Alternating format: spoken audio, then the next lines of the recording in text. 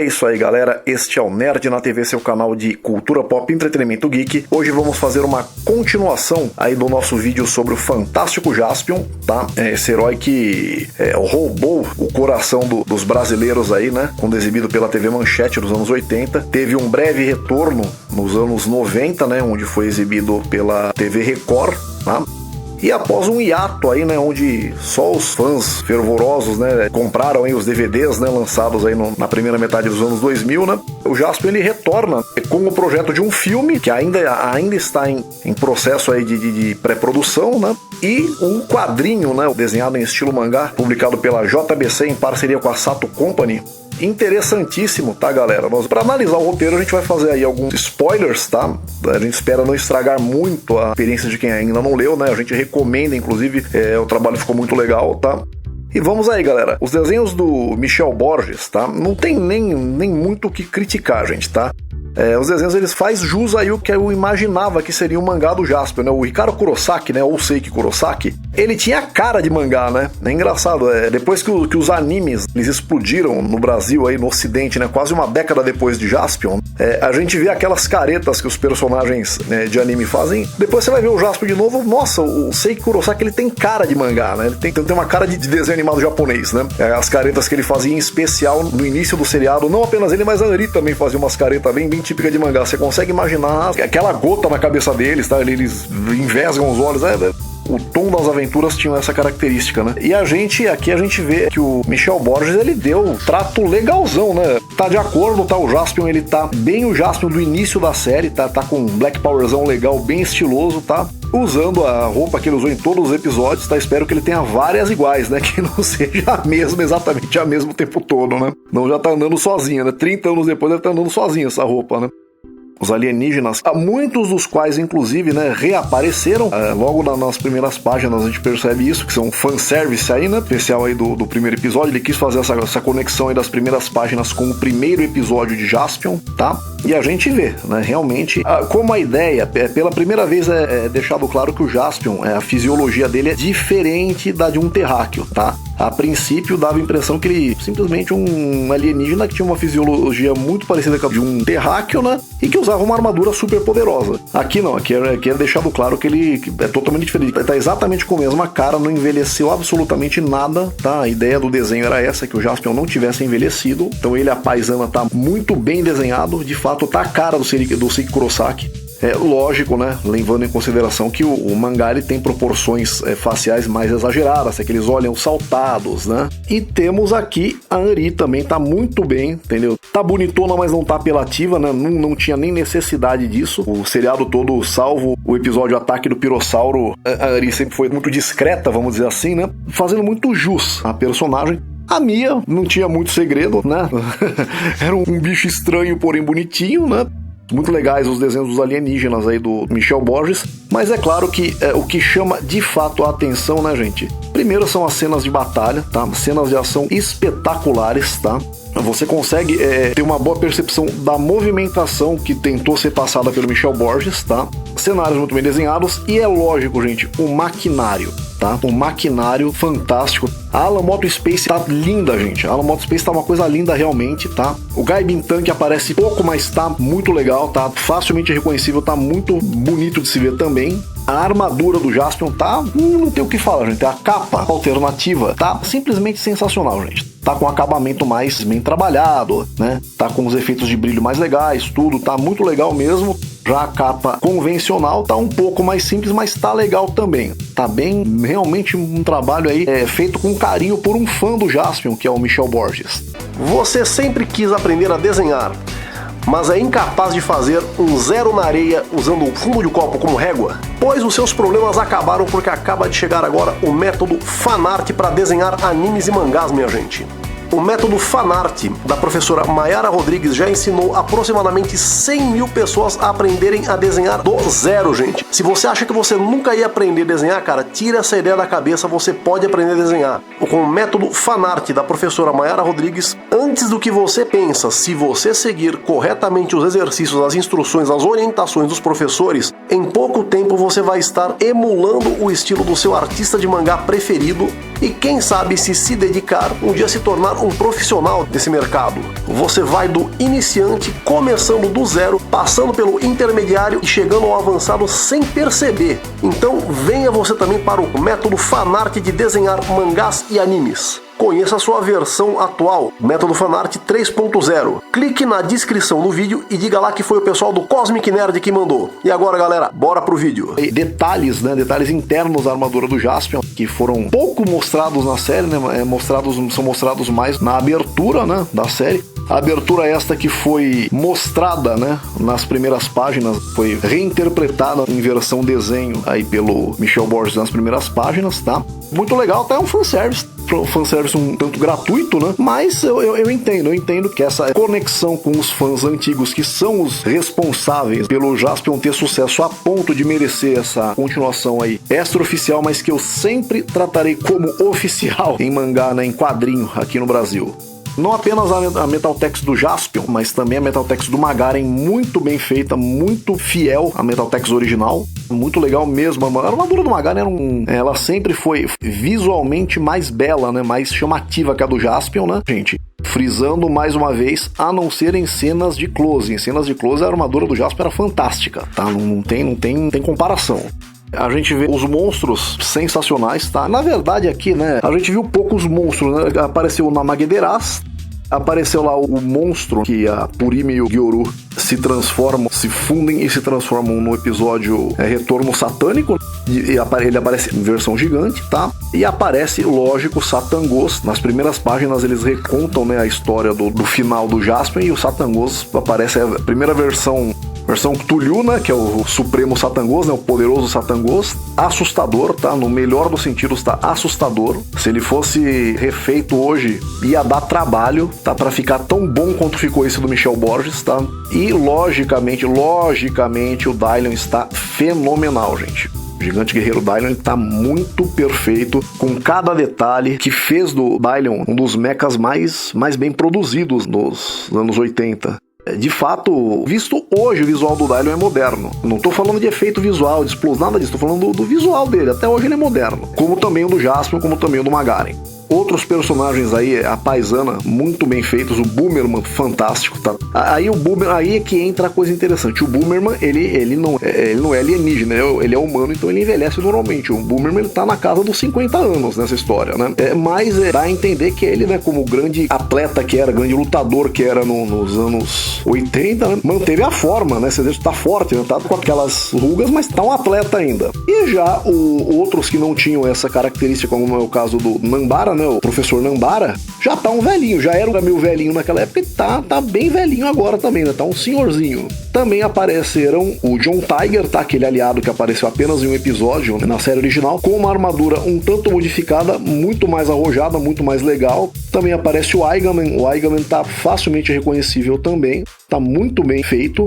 Nós temos aqui também Purima, Gyoru e Kiyomasa dão as caras também na história, tá? E aqui a gente vê que o Michel Borges ele tem um domínio muito bom da figura feminina. Ele desenha a mulher muito bem. Ele consegue fazer aquelas proporções exageradas faciais do mangá sem que se torne uma caricatura. Elas estão muito parecidas com as atrizes que as interpretavam. O mesmo, por exemplo, não aconteceu com o Ikki. Não é o Ikki, é o Ikki, tá, gente? É aquele ciborgue dos Quadridemons que apareceu também, né? É mais fanservice do que qualquer outra coisa, né? Não acho que ele era tão necessário nessa história, mas ele tá aí também. E ele já veio uma barba sem o bigodinho, né?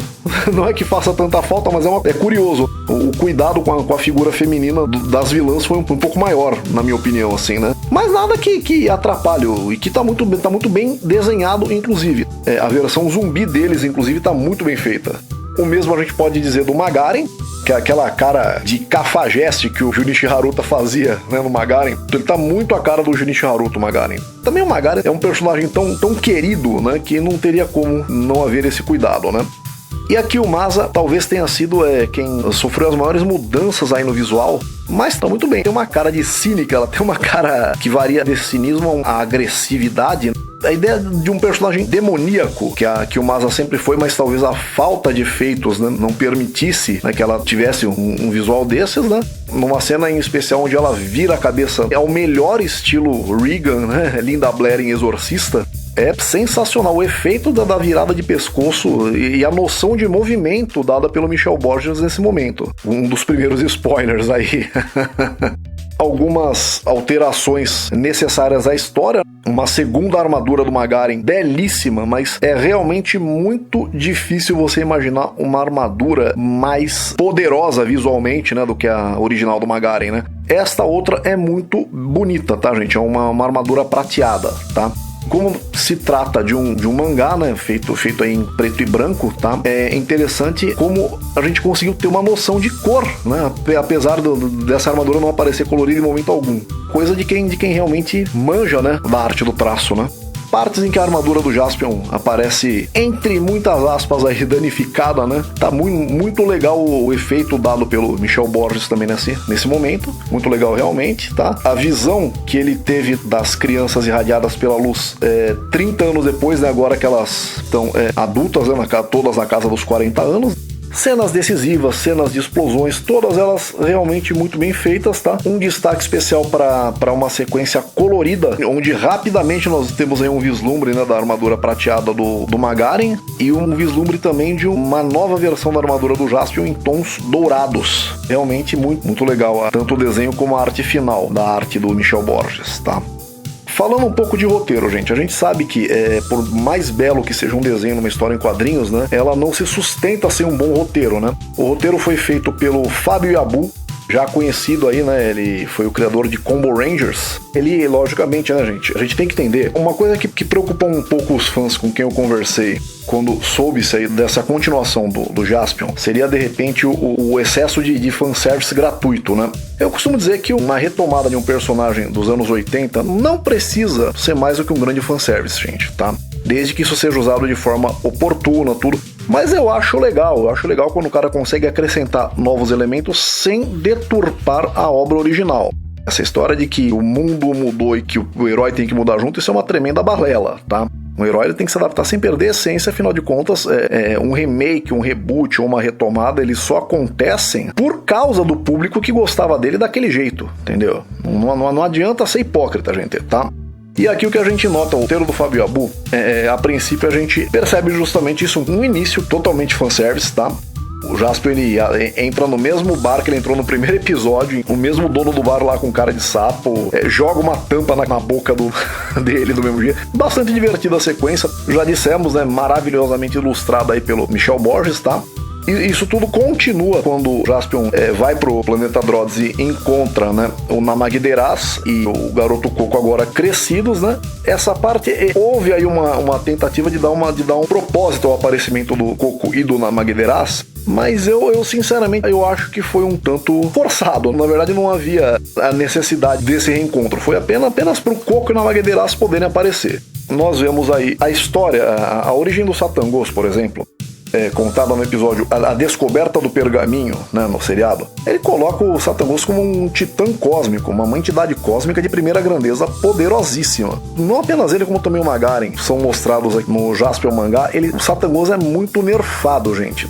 Originalmente, o Satangos ele escolhe a Terra como base principal do Império dos Monstros pela falta de poder bélico da Terra, porque o ambiente é propício a isso, a criação dos monstros, apesar de que alguns monstros, né, como o próprio Namagderaz, né, sobrevivem até no vácuo. Mas aqui existe a ideia de que eles se atraíram pela energia negativa existente na Terra, pois eles se alimentavam de energia negativa. Eu não me lembro, né, dessa passagem em Jaspion, tá? Eles eram a própria energia negativa. Eles nasceram da união dessas energias. Ele era a personificação da união dessas energias, o Satangos, né? Então essa origem eu acho que nerfa bastante o personagem. Nerfa bastante. Nada que prejudique.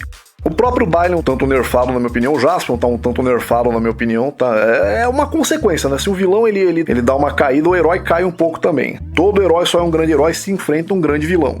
Aqui a gente vê também a introdução da Polícia do Espaço, foi muito legal, tendo aí o Tarzan Galáctico como uma espécie de agente da Polícia Espacial. Isso foi legal, tá? Foi legal porque já inclui outros personagens, né, do universo Toei aí, né, dentro da história do Jaspion, tá? Tarzan Galáctico já adulto, né, já na casa dos 30, né, passaram-se 30 ou 35 anos, né, desde a última luta entre Jaspion e Satangos, né, se passa 35 anos depois, se não me engano, então já é um jovem adulto aí. Você vê aí, foi muito legal também a forma como foi trabalhada aí a relação do Tarzan com o Jaspion. O Jaspion, ele tá um pouco mais puxado pro Jaspion do início da série, mais palhação, mais escoladão, e muita gente achou isso ruim. Pô, mas o cara já derrotou o Satangos, tal, ele salvou o universo. Não, gente, mas vejam bem, do meio da série pra frente a gente só viu o Jaspion em ação, a gente não via mais tanto o Jaspion assim, o cotidiano dele, né, com a Ri e com a Mia, a gente não via mais tanto disso, tá? No final do Jaspion você vê aquela mijada que o Tarzan Galáctico dá na cara dele no último episódio, você vê as atitudes dele estão exatamente as mesmas no começo, ou seja, é provável que em off o Jaspion sempre tenha sido daquele jeito, tá? Então o quadrinho ele explora bastante isso no Jaspion sem perder a seriedade dele durante as batalhas. Ele tá um pouco Homem-Aranha no meio das batalhas, né? Tá mais falastrão durante as batalhas, mas eu acho isso legal. O Jaspion, pelo jeito, como vamos dizer, o jeito atrapalhadão dele tá me lembrando um pouco Goku em alguns momentos. Não a ideia de querer ser o mais forte, não é isso não, mas de ser um pouco atrapalhadão, né? Um ingênuo de certa forma, né? Trabalha aí o conflito, né? A relação de pai e filho que ele tem com o Tarzan. Tem alguns conflitos porque o Tarzan tenta ser sério e o Jaspion... Não que o Jaspion não leve as coisas a sério, mas ele é desencanado, é um cara desencanado. Agora, a introdução do comandante Ko, ou... Não é K.O. não, gente, é K.O. mesmo, tá? Gente, alguém aí se ligou, ou melhor, alguém não se ligou que K e O são as iniciais de Kenji Oba, o ator que interpretou Gavan? E alguém aí não se ligou também que o K.O. é claro que é o Gavan, gente. É claro que é o Gavan, pô. Tarzan, ele tá passeando dentro do Dojiran, entendeu? Que é a nave do Gavan. Então foi um gancho bem interessante esse do Fábio Abu, tá? A história começa a se ambientar na Terra num determinado momento, e aí a gente vê o quê? A ideia de fazer um Japão semelhante ao que era os Estados Unidos lá no gibi Cavaleiro das Trevas do Frank Miller. País que enfrenta diversos problemas econômicos, né, na história, tá? Diversos problemas com violência, tudo, entendeu? A Kiyomasa consegue convencer de que o auxílio do Jaspion foi um problema, né, na Terra. Ele é o culpado pro Japão estar daquele jeito, usando uma estratégia que ela já utilizava em outros planetas, tá? Criaram uma espécie de culto aí aos Satangos. Os humanos se matavam a partir disso. E aí, discreta referência aí a Cybercops, né? Feita aí no roteiro do Fábio, é muito legal. Agora sim, algumas coisas que me chamam tanto a atenção aí. Primeiramente, o Boomerman, tá? Que é um dos personagens, dos meus personagens preferidos em Jaspion. Eu não entendi muito qual é a dele aqui, tá? Ele faz parte aí de um grupo que tá combatendo aí a organização do Satangos, tá? Que tá ele, tá o Professor Nambara. Muito interessante porque o Boomerman e Professor Nambara e Família Nambara não interagem em nenhum momento na série. Nenhum momento. Eles não se encontram. Não dá nem pra saber se na série se eles têm noção da existência do outro. Não entendi muito a participação dele nesse roteiro. Não entendi se ele estava amargurado pela forma como as coisas estavam acontecendo. Não entendi se ele realmente desenvolveu uma rivalidade aí com o Jaspion, entendeu? Num dado momento aí ele entrega o Jaspion lá pro Magaren, pra Kiyomasa, e eu não entendi muito bem, eu não consigo aceitar muito bem o Boomerman trabalhando em parceria com o Magaren. Não sei se ele sofreu lavagem cerebral, não sei se ele tinha um outro plano, não entendi muito bem não. Um outro momento aqui me chama a atenção aqui, o dado momento que eles descobrem aí o esconderijo da Kiyomasa, o Jaspion fala, vamos lá, a gente mata a Kiyomasa, tudo, e ele leva meio que um puxão de orelhas do Professor Nambara, que o Professor Nambara fala, não, a gente não faz mais isso, a gente não é bárbaro, tudo, né? Isso foi esquisito. Assim, gente, uma das principais características do Jaspion era a eliminação do vilão. Essa é uma das características que torna o Jaspion um herói diferenciado de sua época. A consciência, inclusive, das pessoas que ele protege de que não tem outro jeito, de que o vilão, ou a gente destrói o vilão, ele destrói a Terra. Então essa bundamolização do Jaspion, eu espero sinceramente, tá, que se for ter sequência esse gibi do Jaspion, que essa bundamolização aí não ocorra. Tá? Sinceramente, o Jaspion não é um herói que tem prazer em matar o vilão, mas ele não é o Super-Homem, gente, tá? Ele não é o Homem-Aranha, não, tá? Esse negócio, não vou matar meu inimigo porque eu não quero ser igual a ele. Isso sim é dos anos 80, gente. Isso sim é coisa do He-Man. Ele não é o Justiceiro, não é o Motoqueiro Fantasma, tá? Não é aquele cara que ele mata a esmo, mas ele entende que ele tá no meio de uma guerra contra uma entidade cósmica poderosíssima, que não tem mais o que fazer. Espero que isso daí não se torne o tom desse roteiro, tá? No mais, eu acho que o Fábio Yabu, né, pra não dar muitos spoilers, né, gente? Acho que ele soluciona muito bem os problemas que vão surgindo na história, tá? Eu achei uma coisa legal, achei as cenas de ação, as cenas de luta narradas pelo Fábio Yabu, elas têm uma dinâmica muito mais a ver com quadrinhos ocidentais do que com mangá. Você vê que as lutas num quadrinho japonês, né? Elas têm mais dramaticidade, cara. É tipo, impressionante esse golpe e tal, que técnica é aquela, mas como ele fez isso? Entende? Já as histórias ocidentais, elas são mais... Já as batalhas são mais dinâmicas, né? Ele tá falando tudo isso enquanto bate. Não tem aquele intervalo entre um golpe e outro, tá? E como o Jaspion, né? Como a gente já havia comentado no outro vídeo, o Jaspion é um herói um tanto ocidentalizado, eu achei legal. Eu não acho que esse estilo japonês e o estilo americano, tá, haja uma relação de melhor para pior, tá? É simplesmente diferente. Eu gosto muito dos dois, achava que o Jaspion ia puxar um pouco mais pro mangá, mas acho que tá legal. As cenas de batalha tão dinâmicas, estão com um pouco menos de dramaticidade, mas estão com mais dinamismo. Perde-se uma coisa, ganha-se outra, tá legal pra caramba, tá? E tudo dá a entender, minha gente, que vai haver uma sequência aqui, tá? Que vai haver uma sequência, acho que há pelo menos planos para uma sequência, tá? Eu achei muito legal o desfecho da história, tá? Tem um probleminha aí com o processo de autodestruição aí de um ser que todos nós gostamos muito, vai ser muito spoiler isso, tá? Mas também não nada que atrapalhe na sua diversão, gente, tá?